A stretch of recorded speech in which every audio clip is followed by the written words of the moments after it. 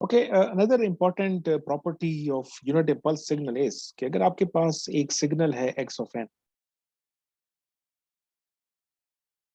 और इसको आप यूनिट इम्पल्स सिग्नल के साथ मल्टीप्लाई कर, so what you will get? Sir function की एक्स वैल्यू ऑफ एन, होगी तो यूनिट स्टेप की वैल्यू होगी। दोबारा रिपीट करें। सर फंक्शन की वैल्यू हम्म, हम यूनिट स्टेप की जो एन वैल्यू है ना, इसका मतलब होगा सीधा एक्स। एक्स ऑफ एन होगा सर। Yes sir. जी, सब कह रहे हैं कि क्या होगा, एक्स ऑफ एन होगा। Yes sir. X of zero होगा, एक्स ऑफ जीरो सर, क्योंकि ये यूनिट स्टेप की जब ये डिफिनीशन एक्स ऑफ जीरो होगा। Delta of N. X of zero sir. X of zero. X of, yes sir. जी, तो एक्स ऑफ एन नहीं है, एक्स ऑफ जीरो आंसर होगा इसका। Yes sir. जी, कोई और आंसर हो सकता है जी इसका?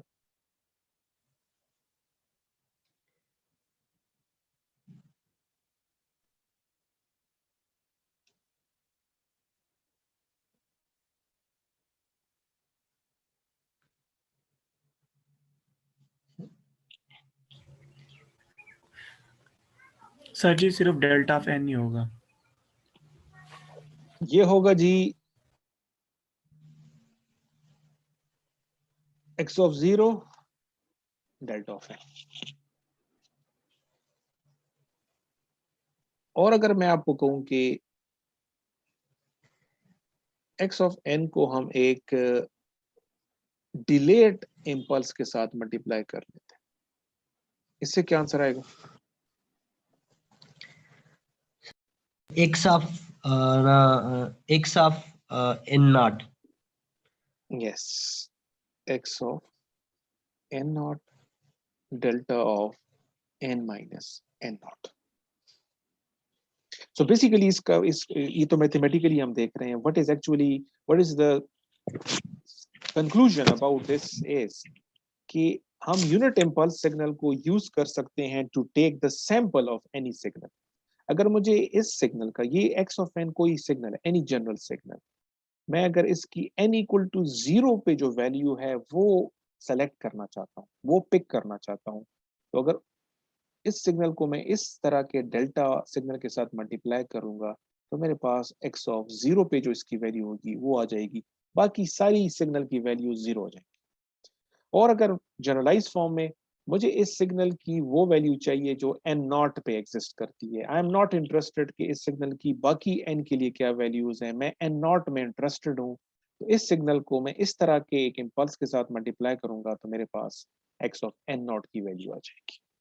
ठीक है, so to take the sample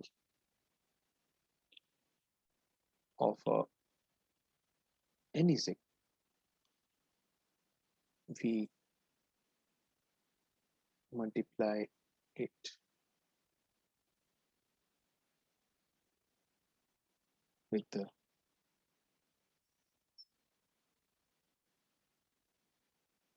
appropriate unit impulse signal.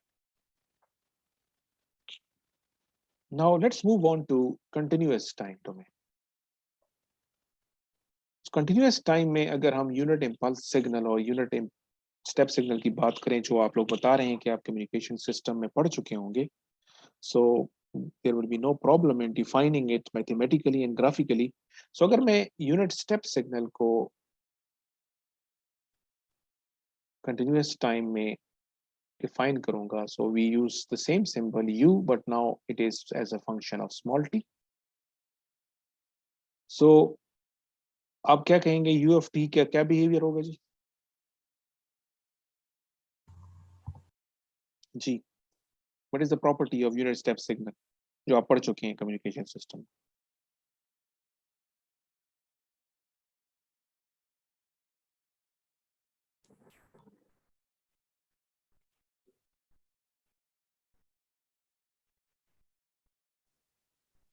Sir इसकी वैल्यू 0 पे इन्फिनिटी और अदर देन 0 होगी सर, अदर देन 0। t नहीं less सर जी, than वो t जीरो t होगी is equal but to less 0 or than greater zero than 0. और greater than zero और equal to zero पर 1 होगी।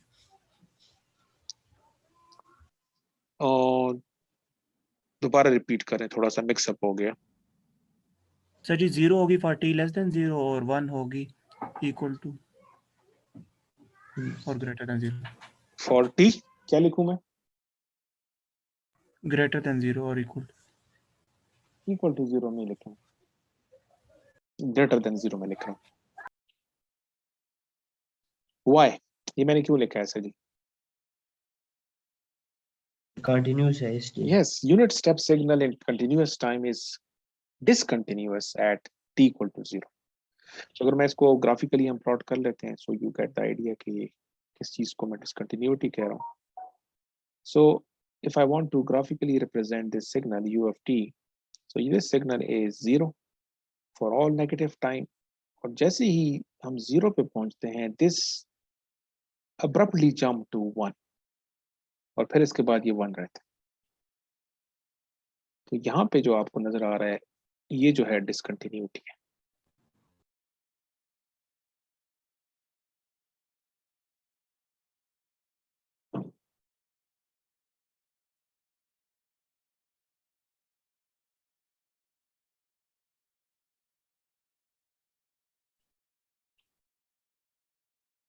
So continuous time में we have some difficulty in defining unit step signal as well as यहाँ पे हम एक और उसकी भी बात कर लेते हैं। हमने unit impulse signal को भी define करना है, इसको हम delta of t से represent करते हैं।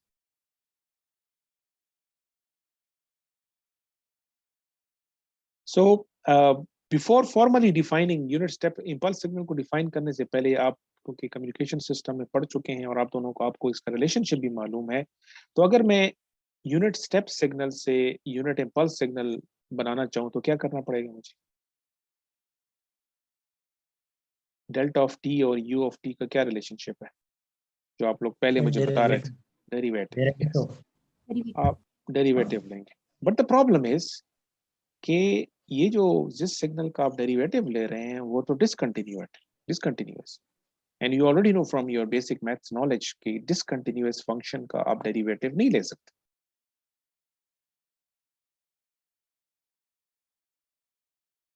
So what we need to do to sort out this problem, unit step signal जी ये तो हमने सोचा ही नहीं था। नहीं सोचा था, चलें जी अब मैं आपको सोचने का मौका दे रहा हूँ जी। Okay, what we can do is कि ये जो डिसकंटिन्यूटी है इसको मैं एक और तरीके से टैकल कर सकता हूँ, वो इस तरह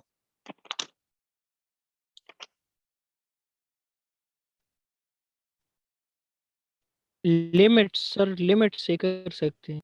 नहीं, मैं इसको अप्रोक्सीमेट कर लेता हूँ। मैं कहता हूँ कि ये जो जिस सिग्नल को आप अब तक पढ़ रहे हैं या यू ऑफ टी कह रहे हैं, ये एक आप कह सकते हैं कि एक आइडियल सिग्नल है, एक आइडियल यूनिट स्टेप सिग्नल है, ठीक हो गया। और बिकॉज ऑफ दैट हमारे पास ये प्रॉब्लम आ रहा है कि अगर आइडियल यूनिट स्टेप सिग्नल होगा तो उसमें इस तरह ये 0 t इक्वल टू 0 पे ये पहले 0 होगा और अचानक से 1 चला जाएगा, जिसको डिसकंटिन्यूटी हम कह रहे हैं। और बिकॉज ऑफ दैट रीजन हम यूनिट इम्पल्स सिग्नल को जो डिफाइन करना चाह रहे हैं कि यूनिट स्टेप का डेरिवेटिव लेके जो सिग्नल आएगा उसको हम यूनिट इम्पल्स कहेंगे, लेकिन ये प्रॉब्लम है कि हम इसका डेरिवेटिव ले नहीं सकते। तो इसका डेरिवेटिव नहीं ले सकते तो what we can do is कि इसको थोड़ा सा हम चेंज कर लेते हैं। हम कहते हैं कि हमारा जो यूनिट स्टेप सिग्नल है वो इस तरह का सिग्नल है कि 0 है और फिर जैसे ही t 0 होता है ये एब्रप्टली जो है 1 पे जंप नहीं करता, बल्कि इट टेक सम टाइम, ये इस तरह का स्लोप की शक्ल में इट टेक सम टाइम, और इस टाइम को हम कह देते हैं कि इसने लेट से कि डेल्टा टाइम इसने लिया, तब जाके इसकी वैल्यू 1 होगी, ठीक हो गया।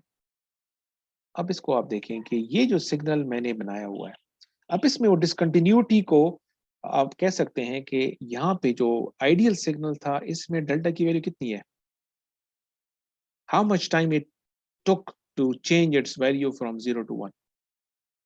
जीरो डेल्टा की Zero. वैल्यू 0 है। Zero zero. अब मैंने कहा कि नहीं, इसकी जीरो वैल्यू नहीं है, बल्कि इसने कुछ फाइनाइट टाइम लिया जिसको मैंने इस तरह शो कर लिया, और इसके बाद जाके सिग्नल की जो वैल्यू है 1 ही है। ये जो सिग्नल मैंने ग्राफिकली बनाया हुआ है इसको हम कह देते हैं यू डेल्टा टी।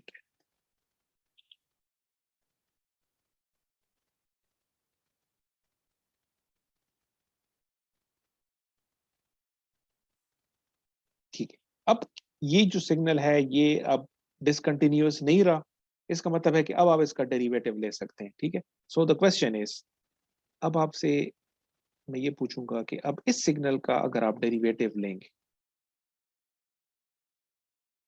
तो पहले मुझे ग्राफिकली बताएं, फिर इसको हम नाम भी दे देते हैं। आपके ख्याल में किस तरह का सिग्नल आएगा आपके पास?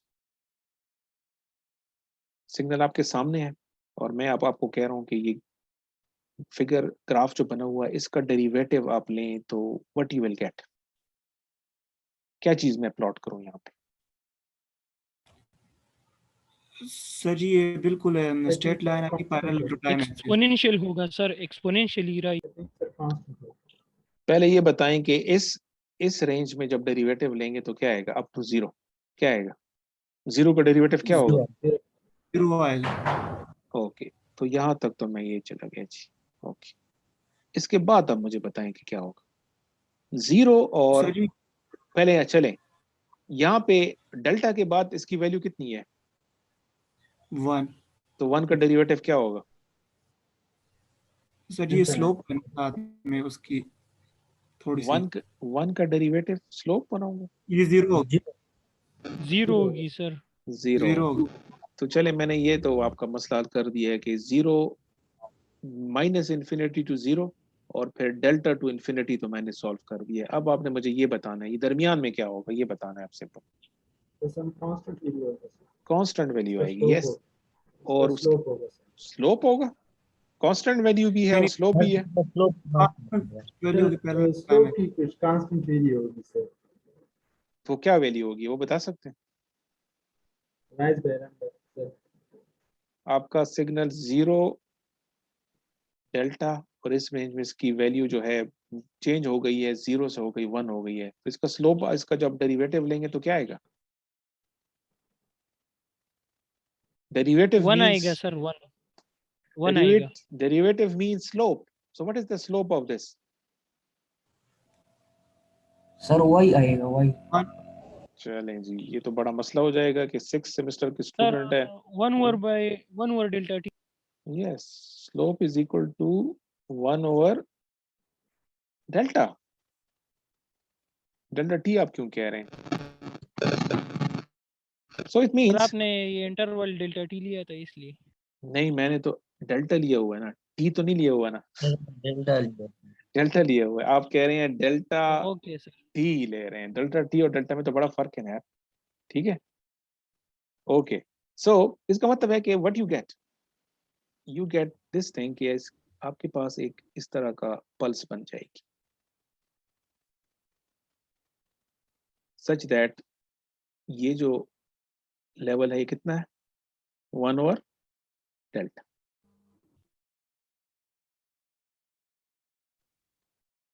तो इसका मतलब है कि ये इस फंक्शन का जिसको मैंने डिसकंटिन्यूटी खत्म की, फिर तो इसका जब स्लोप, इसका डेरिवेटिव लिया, इससे जो सिग्नल आपके सामने आ रहा है इस सिग्नल को मैं कहूंगा डेल्टा ऑफ डेल्टा टी। और ये जो सिग्नल है इसको हम कह रहे हैं यूनिट इम्पल्स। ठीक है, वी विल फाइंड आउट कि मैंने तो इस वक्त यूनिट इम्पल्स सिग्नल को इस नोटेशन से रिप्रेजेंट किया हुआ है। वी विल फाइंड आउट कि इसका इसके साथ क्या ताल्लुक है और इस सिग्नल का इसके साथ क्या ताल्लुक है, वो अभी आपके सामने, इट्स ऑब्वियस, वेरी ऑब्वियस, लेकिन फिर भी इसको हम देख लेते हैं। Now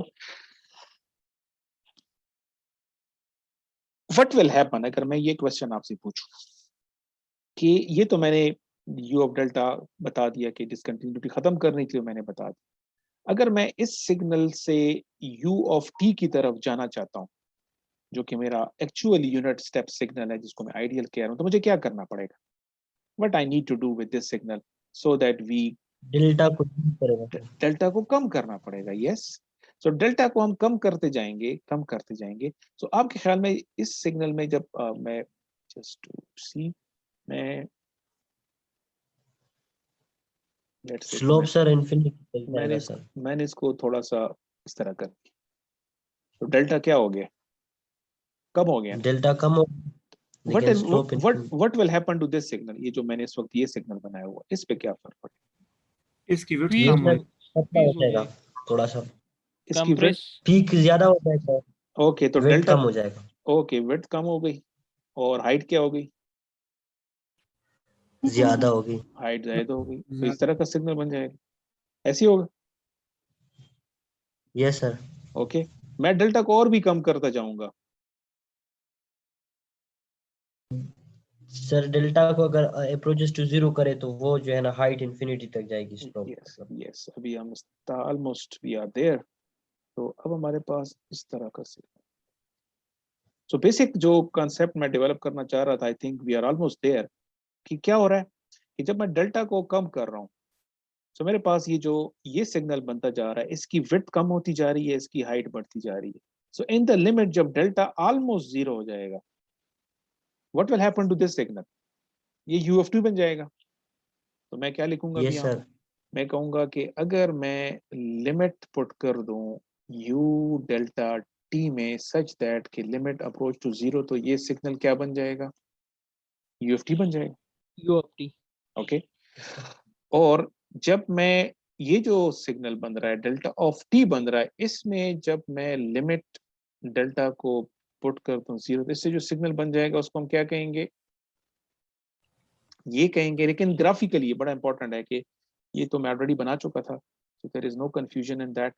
Okay, this is how u of t look like, ideal unit step signal. What about delta of t? delta of t के लिए क्या करना पड़ेगा? क्या बनाऊं मैं यहाँ पे? जब डेल्टा अप्रोच टू जीरो हो जाएगा तो इससे क्या बन जाएगा? ये जो पल्स हम बना रहे हैं, इसको हम यूनिट पल्स कह सकते हैं। What will happen?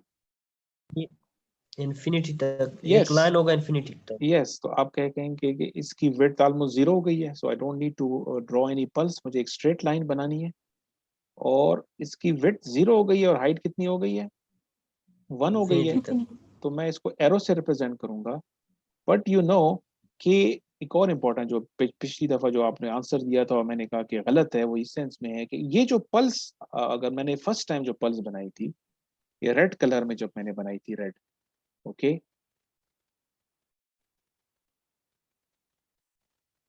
इसका एरिया कितना है? How much is the area of this red pulse? 1 1 1। 1। इसका एरिया है 1। अब अगर मैं डेल्टा को कम करता जाऊं, इसकी हाइट बढ़ती जाएगी, लेकिन इसका एरिया हमेशा कितना रहेगा? 1 1 रहेगा। constant रहेगा 1 1 रहेगा।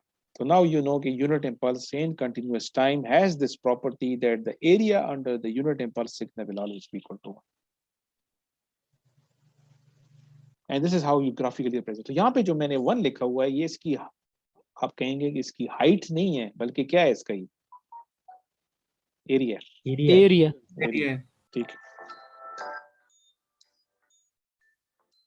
Just 1 minute.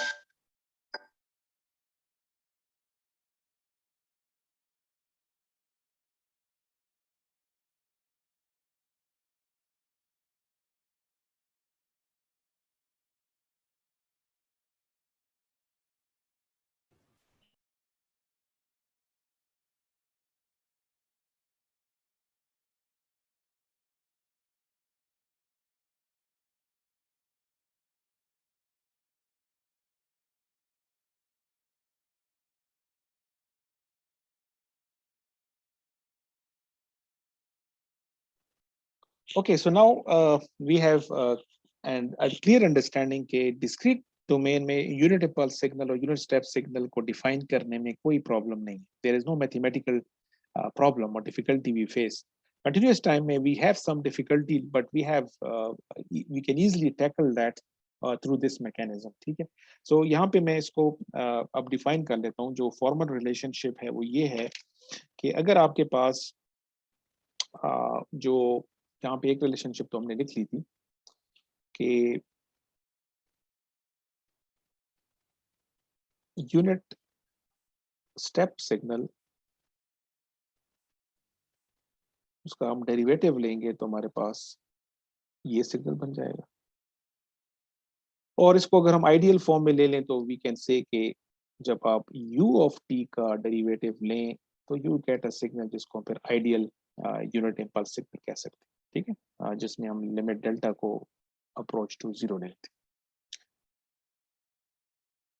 So by taking the first derivative of unit step signal, you get unit impulse signal. Okay, but there is also possibility कि हम unit impulse signal से अगर unit step signal निकालना चाहते हैं तो फिर क्या करना पड़ेगा? इंटीग्रेशन देंगे. इंटीग्रेशन लेंगे. So अगर हम delta of tau, again tau is some kind of a dummy variable, इसको अगर मैं इंटीग्रेट करूं from minus infinity to t, इससे जो सिग्नल आएगा that will be u of t. So by taking the first integral of unit impulse signal, you get unit step signal. और इसको आप फिर इजीली आप डिस्क्रीट टाइम के साथ रिलेट कर सकते हैं. वहां पे हम यहाँ पे हम फर्स्ट डेरिवेटिव ले रहे हैं, उस केस में हमने फर्स्ट डिफरेंस लिया था. यहाँ पे हम फर्स्ट इंटीग्रल ले रहे हैं, वहां पे हम रनिंग सम ले रहे थे. ठीक है. So you can easily relate this idea to the concept जो हमने पहले डेवलप किया था. ओके, यहाँ पे अगेन एक और सिमिलर कॉन्सेप्ट है कि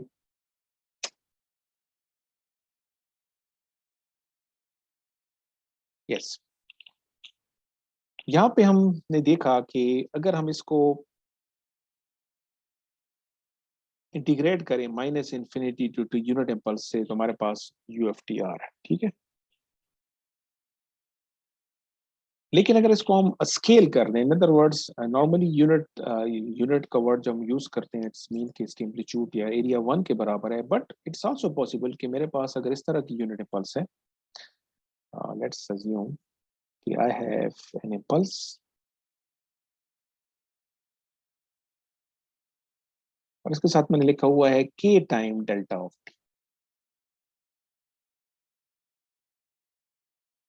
तो ये जो k है ये आप कह सकते हैं this is the scale factor.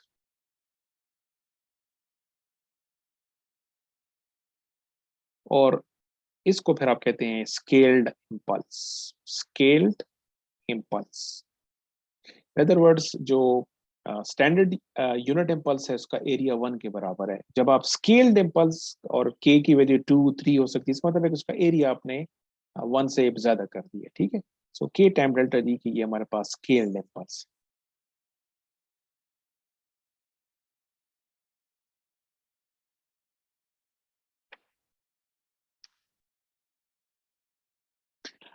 ये जो रिलेशनशिप मैंने लिखी है दिस वन, इसको हम एक और फॉर्म में भी लिखते हैं. If you remember discrete time के लिए मैं साथ साथ लिख लेता हूँ. जब मैं डिस्क्रीट टाइम में लिख रहा था मैंने इसको लिखा था कि डेल्टा ऑफ m और फिर m को माइनस इन्फिनिटी टू n करके हमारे पास जो रिजल्ट आया था उसको हमने कहा था कि u ऑफ n के बराबर. और मैंने कहा था कि इस रिलेशनशिप को हम फिर इन टर्म्स ऑफ k भी लिख सकते हैं. तो मैंने कहा था कि delta of n minus k such that k is from 0 to plus infinity, ये भी आपके पास u ऑफ n है. ठीक है. अब कंटिन्यूस टाइम में रिजल्ट क्या आ गया कि मैंने डेल्टा ऑफ टॉ को इंटीग्रेट किया माइनस इन्फिनिटी से t तक, इससे जो सिग्नल आ गया वो आ गया u ऑफ t आ गया. So you can relate these two. Okay. So what is the corresponding expression for this one? So what you can do is कि आप डेल्टा ऑफ टॉ की जगह लिख सकते हैं t माइनस सिग्मा. ठीक है. जिस तरह मैंने यहाँ पे k इंट्रोड्यूस किया था, अब यहाँ पे मैं सिग्मा इंट्रोड्यूस करूँ. तो ये सिग्मा मेरा वेरिएबल है, इसका मतलब है कि इंटीग्रेशन मैं सिग्मा के कॉरेस्पॉन्ड करूंगा। सो एज अ रिजल्ट ये जो इंटीग्रल की लिमिट्स हैं वो भी इन टर्म्स ऑफ अल्फा होंगी, तो अगेन ये हो जाएंगी 0 हो जाएंगी और ये हो जाएगा इंफिनिटी। इससे जो सिग्नल आएगा वो भी u ऑफ t है। So you can have these two different mathematical relationships, but the idea is the same कि आप यूनिट इम्पल्स का इंटीग्रल ले रहे हैं और उससे यूनिट स्टेप बन रहा है, ठीक है। But these are two different forms जो आप यूज कर सकते हैं।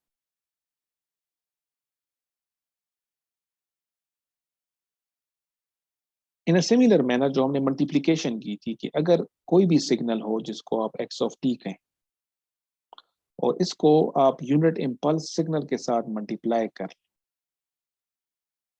तो इससे क्या चीज आएगी? What you will get on the right hand side?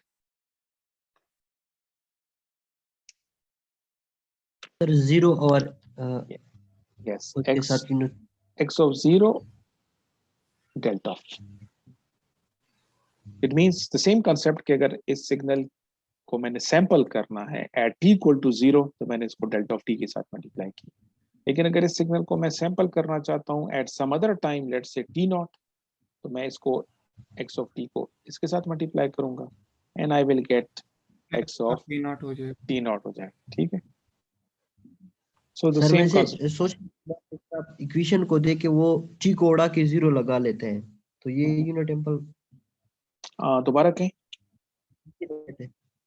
रहता वही है। नहीं ये तो डेल्टा ऑफ t तो सिग्नल ऐसा है कि इसकी वैल्यू जो है यहाँ पे 1 पे है ना, एरियाज का 1, उसके बाहर तो इसकी वैल्यू 0 ही है ना। ये सर तो इस सिग्नल की जितनी भी वैल्यू, अगर आपके पास सिग्नल इस तरह का है x ऑफ t है, तो जब इसको इससे मल्टीप्लाई करेंगे आपके पास तो सिर्फ ये वाली वैल्यू आएगी ना। ये sir Okay. Okay, so this is all about unit impulse signal and unit step signal, which are basic signals जो कि later on भी हम इस कोर्स में यूज करेंगे। So it's important कि आपको इसकी full understanding होनी चाहिए, मैथमेटिकली भी और ग्राफिकली भी, ठीक है।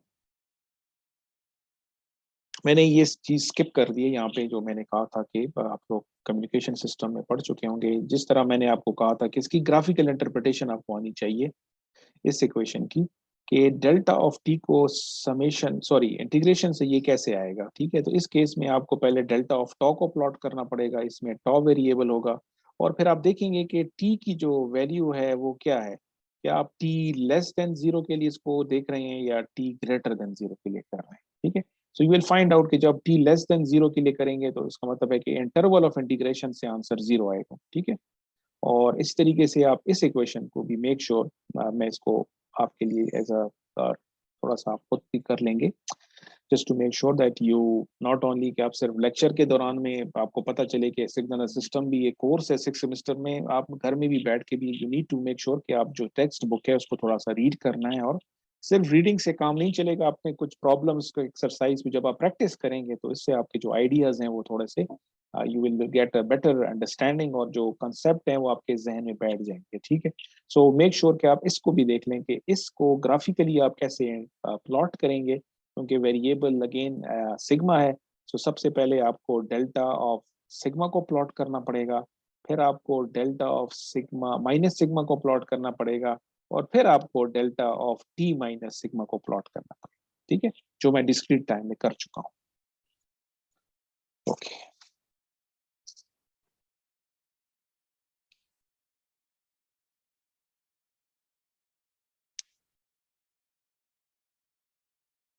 Okay, let's move on to signals को थोड़ा सा हम अब छोड़ते हैं और सिस्टम की तरफ चले जाते हैं, ठीक है। तो सिग्नल के बारे में हमने काफी हद तक अंडरस्टैंडिंग डेवलप कर ली है, जो इस कोर्स में हमें लेटर ऑन हेल्प आउट करेगी कि हमारा फोकस दो तरह के सिग्नल्स के ऊपर होगा, continuous time signal and discrete time signal. ये चीज हमने देख ली। फिर हमने ये देख लिया कि कुछ बेसिक सिग्नल्स हैं जो एज बिल्डिंग ब्लॉक यूज होंगे लेटर ऑन, उनको भी हमने देख लिया, एक्सपोनेंशियल सिग्नल को, साइनोसाइडल सिग्नल्स को, यूनिट इम्पल्स सिग्नल को, यूनिट स्टेप सिग्नल को कंटिन्यूअस टाइम में भी देख लिया, डिस्क्रीट टाइम में भी देख लिया, पीरियोडिक सिग्नल को भी हमने देख लिया। और जो दूसरा इंपॉर्टेंट कंसेप्ट है हार्मोनिकली रिलेटेड पीरियोडिक सिग्नल के कंसेप्ट को भी हमने देख लिया। ठीक है, अब हम थोड़ा सा सिस्टम की तरफ आ जाते हैं कि जब हम सिस्टम को डिस्क्राइब करेंगे तो उसकी कुछ प्रॉपर्टीज की हम बात कर रहे होंगे कि ये किस किस्म का सिस्टम है। सो उसके लिए कुछ स्टैंडर्ड सिस्टम की डेफिनेशंस हैं, वो हमें कवर करनी है। And at the same time हमने कुछ ग्राफिकली भी सिस्टम को रिप्रेजेंट करना होगा।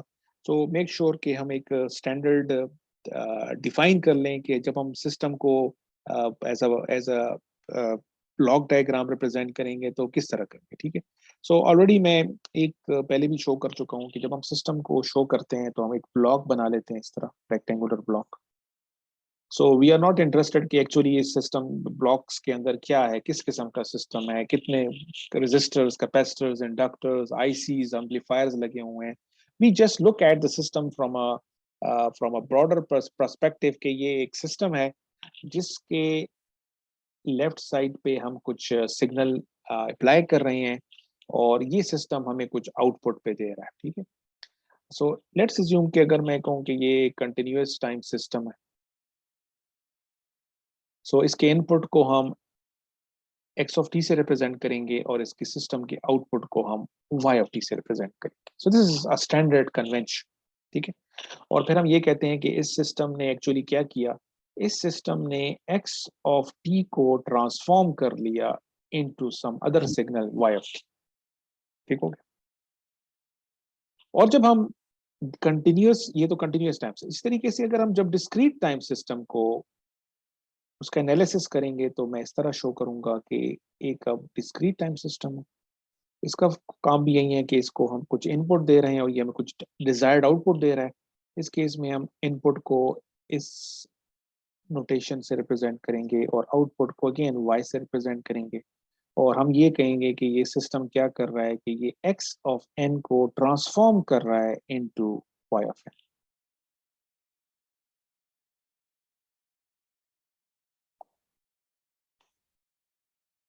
नाउ जो एक्चुअल रियल वर्ल्ड सिस्टम्स हैं, they are quite complicated and they are built by connecting different systems together.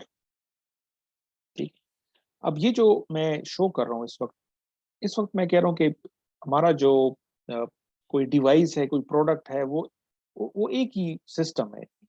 But actually अगर हम इसको देखेंगे, रियल वर्ल्ड जितने भी सिस्टम्स हैं, they are not that simple कि सिंपल एक ब्लॉक होगा, उसमें बहुत सारे ब्लॉक्स कनेक्टेड टुगेदर होंगे। ठीक है, तो लेट्स आल्सो फाइंड आउट कि हम सिस्टम इंटरकनेक्शन की कितनी पॉसिबिलिटीज हो सकती हैं।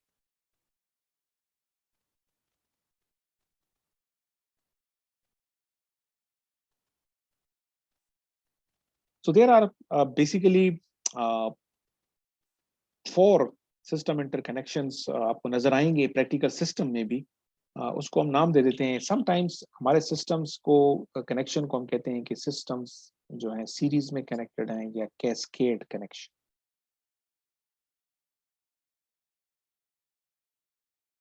इसका क्या मतलब है? इसका मतलब ये है कि लेट्स अज्यूम कि हमारा जो सिस्टम है वो 2 सब सिस्टम से बना हुआ है। ठीक है, सो देयर आर 2 सब सिस्टम्स जिसको मैं इस तरह ब्लॉक से रिप्रेजेंट कर रहा हूँ। ये हमारे पास सिस्टम 1 है और ये सिस्टम नंबर 2 है।